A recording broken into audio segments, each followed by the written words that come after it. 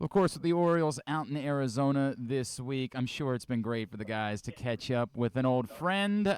We don't like saying former Baltimore Oriole. That part still stings, but we know it's meaningful for his family. Now, Arizona Diamondbacks ace Corbin Burnes back with us here on GCR this morning. Corbin, it's Glenn back in Baltimore. It's great to catch up with you, man. Thank you for taking the time for us. Yeah, absolutely. Absolutely. Thanks for having me on. Corbin, I know I got to ask how it's going. I know with the Twins, it's got to be special for you. Is there ever a moment when you're in the middle of changing a diaper where you think to yourself, man, maybe it wouldn't have been the end of the world if I would have stayed on the East Coast? No, it's been good. It's one of those things that you sign over here, that it looks good, and then just kind of as you're in it, it feels good. Like you say, from the family aspect of it, being at home, um, sleeping in my bed every year, getting to wake up, change your kids' diapers like you were saying, play with them all morning, head to the field, and just know that they're comfortable. You know that they're in their house, they're what they're used to, they're in their routine. It just makes it that much easier, and definitely glad to be here. Corbin, is it fair to say I did never got the sense that this was like I don't want to be in Baltimore? That is it fair to say that was always going to be something that was going to weigh out for you, just knowing what that means to you, to your family, to have that opportunity to be at home? Yeah, no, I love my time in Baltimore for sure. Yeah. It's a great group of guys. We had a great year. A lot of fun over there, and like we saw, they're still a really good baseball team, and will be for years to come. But for us, just having kind of the stage of life that we're in with the three young kids, this is one of those things where if the opportunity presented itself, and it was a fair offer, it was kind of one of those things that it was going to be tough to pass up. So when it came up and going through the free agent process, when we heard that these guys were going to be pretty heavily involved, it's one of those things that you can kind of see the light at the end of the tunnel on something that we thought was the best for us. Yeah. Not to say that being in Baltimore wasn't going to be good for us, because like I said, I had such a good time last year, but this is kind of one of those offers that was just too good to pass kind of thing. I have to admit it's conflicting, man. It hurts me because we liked you so much and we wanted you here, but as a dad, I completely get it, man. I can't imagine how difficult it is, like dealing with that stuff. And I know it's nice to play baseball and it's nice to make money and all those things, but I know that matters, and so I'm happy for you that you and your family are able to have that. Was there anyone here that I'm sure everybody understood, but was there anyone that had the most fun with it, that you got like the best text from, like, I actually hate you, I'll never be okay with this? Did anybody give you any like sort of a particularly good ribbing after you made the decision? Um, no, not even. No one gave me a hard time. I heard from a lot of the guys. I obviously became good friends with a lot of them over there, and still keep in touch with them, even to this point, even talking to a bunch of them yesterday. But I think Grayson was probably the one I think was the happiest to get me out of there, to for him to kind of take over as that guy. But it was all just jokes, and he's a great guy, and obviously working his way back from the IL. But Yeah. yeah, just a good group over there that be friends with a lot of those guys for a long time. What is it like now? Like you end up in Arizona. I know it's a place. This is we're jealous, right? There's young talent in Corbin Burnes. That was the thing that we had here in Baltimore a year ago that we like so much. Is there a parallel between the two organizations? Do you sort of find yourself saying, was that part of it for you, that you looked and said, hey, this is kind of a similar spot, and I like this combination? Yeah, for sure. When I was going into it signing a deal, I wasn't going to sign it with a team that was maybe only going to be competitive for another year or two. I was looking at it for, I've got to sign a long-term deal, and the entirety of that deal, I want it to be competitive. So Mm-hmm. obviously the group you got to look towards got to be a young group like what we had in Baltimore. And this is a group that graduated a lot of guys off of their prospect list into the big leagues. I've had young guys with a lot of success in the big leagues, as kind of mirrored what Baltimore had. So this is something that was a very similar situation, as far as the competitiveness on the baseball edge, for sure. Corbin Burnes is with us here on Glenn Clark Radio. Corbin, I think one of the things that was interesting to me about what you were going through, I imagine you're aware, there's a reputation around baseball that, like, Scott Boras tells his clients what they're going to do. And it's a topic that's come up a lot in Baltimore because, there's a lot of Scott Boras guys on this team, and guys that, you're hoping that maybe you could get an extension done with. And everybody says, nah, Scott Boras doesn't do that. But it was interesting watching with you, and this was what you wanted to do. Can you speak to how true it is when someone says, well, the clients don't have to say whatever Scott Boras says they're going to do, that's what they're going to do. Yeah, I mean, I think my first conversation that I had with Scott going into free agency was, hey, what are your wishes? What do you want this free agency to look like? What are the teams that you're looking at, kind of thing. And he was very upfront about, like, hey, you drive this process. He works for me. Everyone in that office works for me, and it's about going out. He's the negotiator. He knows the market, and he goes out and gets the best deal. And if I like it, great, I sign it. If not, if it's not a team I want to be with, it's nope. Let's keep looking. So throughout the entire process, he was very open with me. Spoke with him, gosh, probably every day, sometimes twice a day about it.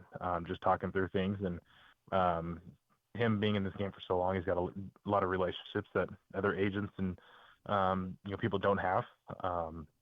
And so just when he talks to someone that, they know he's serious, they know the kind of talent he's bringing in. And then it's my job to kind of look at it as this spot we want to be, what's the number for this spot we're looking at, that kind of thing. So this was very much a process that was driven by me.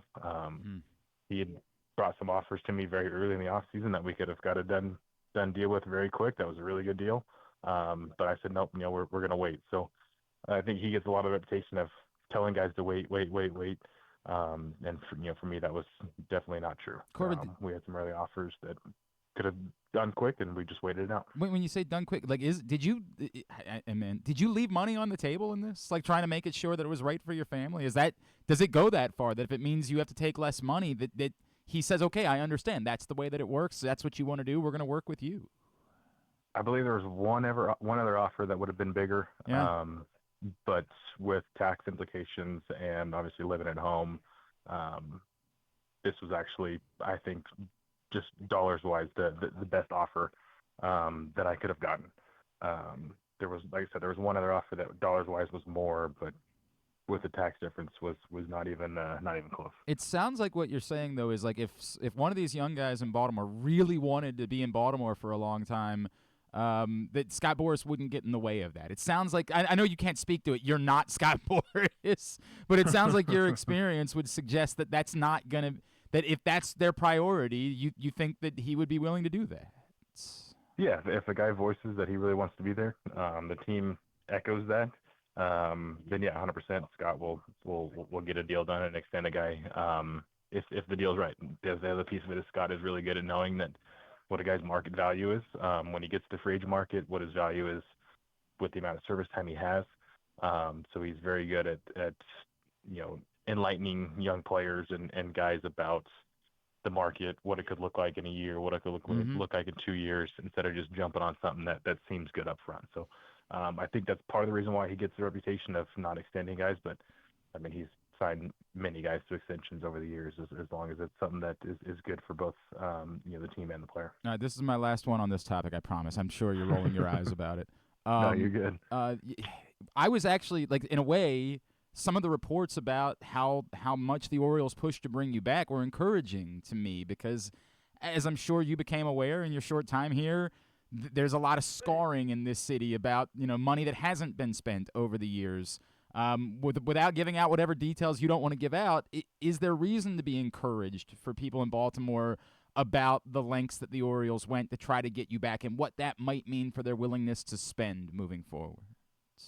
Yeah, I mean, there was definitely conversations. There was, I never received anything in writing, but there was a lot of numbers thrown back and forth between Baltimore and Scott. They did have sincere interest of bringing me back. I just don't think we matched up necessarily on the amount of years that I think that was going to take to get it done. But as far as the money per year, they were definitely right there, and they wanted me back. That was for sure. So I think it was more just a year's thing that didn't quite line up.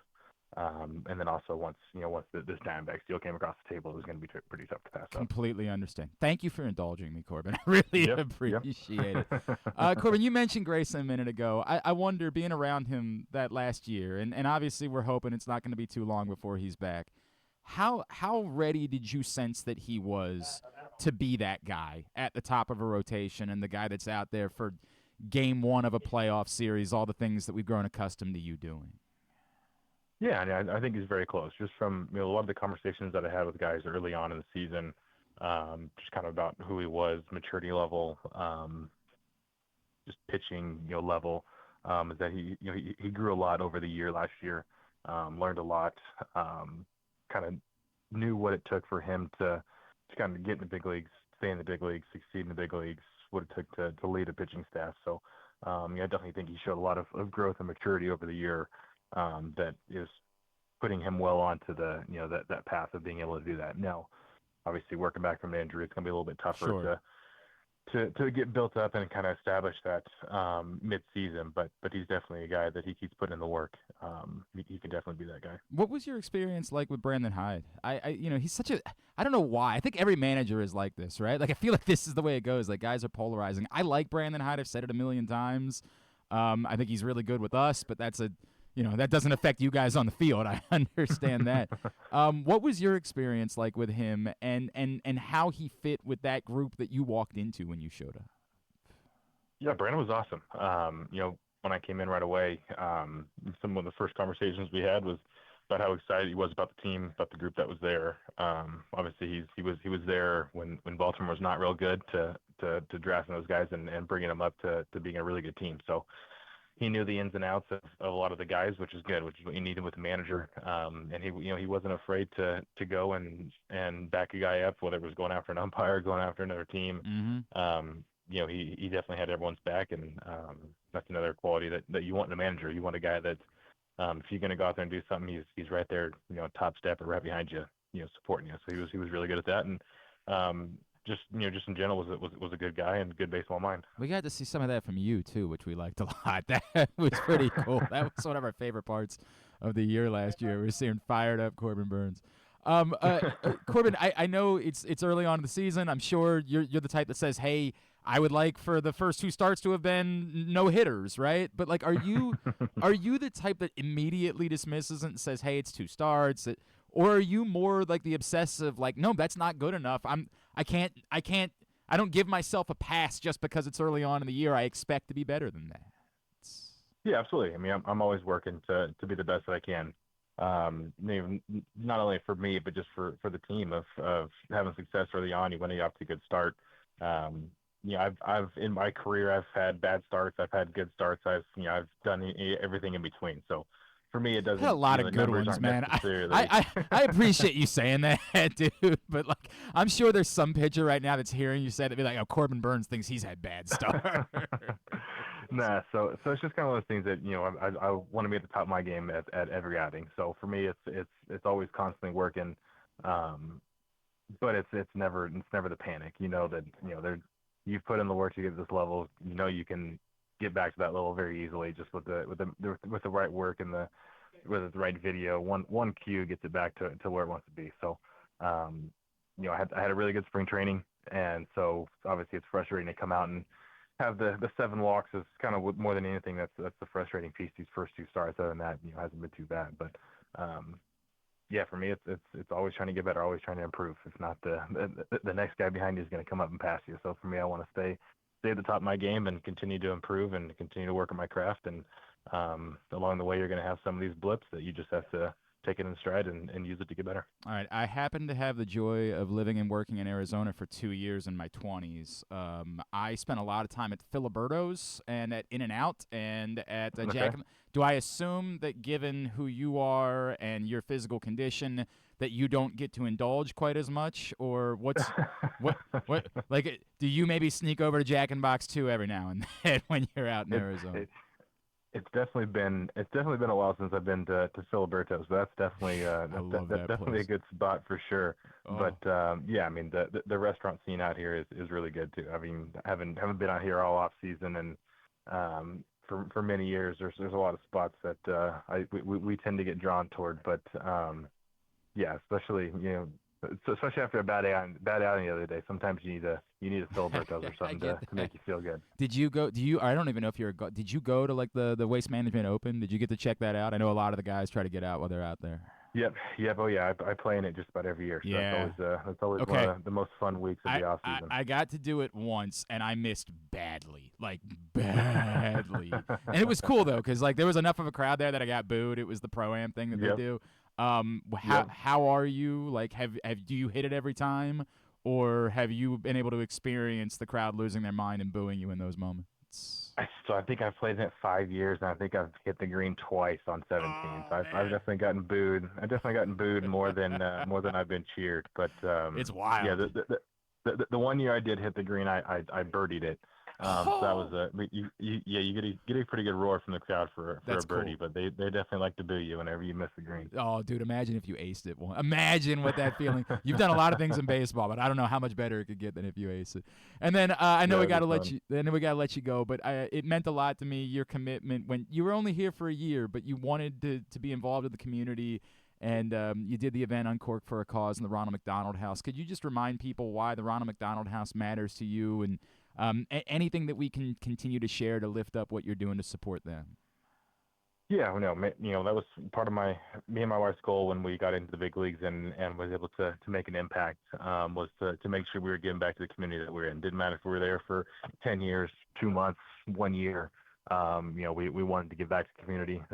Us being her being from a big family with a lot of kids and us having 3 kids already and wanting to have more, kids were a big part of our life and why we wanted to give back. So just thinking of, those families that are having to stay in the Ron McDonald House with their kids going through major surgeries or, recovery. It was kind of one of those things that for us, it felt like it hit home because we if anything happened to our kids, we want to know that they're having the best care and having that support. So we wanted to do that to provide for the families staying at the Ron McDonald House, and we have our event actually coming up at the end of May here in Arizona. We're with the Ron McDonald House again. So it's kind of those things that we will do every year I'm in baseball That's and do cool. what we can to continue to give back to the community. Good on you, and that's an amazing thing, Corbin Burnes. I mean it. It's tough. It pains me, but I am so happy for you and your family. As you would imagine, we're not rooting for your team this week, but we will always root for you and appreciate the time you spent in Baltimore. Thanks for hopping on with us, dude. We really appreciate it. Awesome. No, thank you guys. I appreciate it.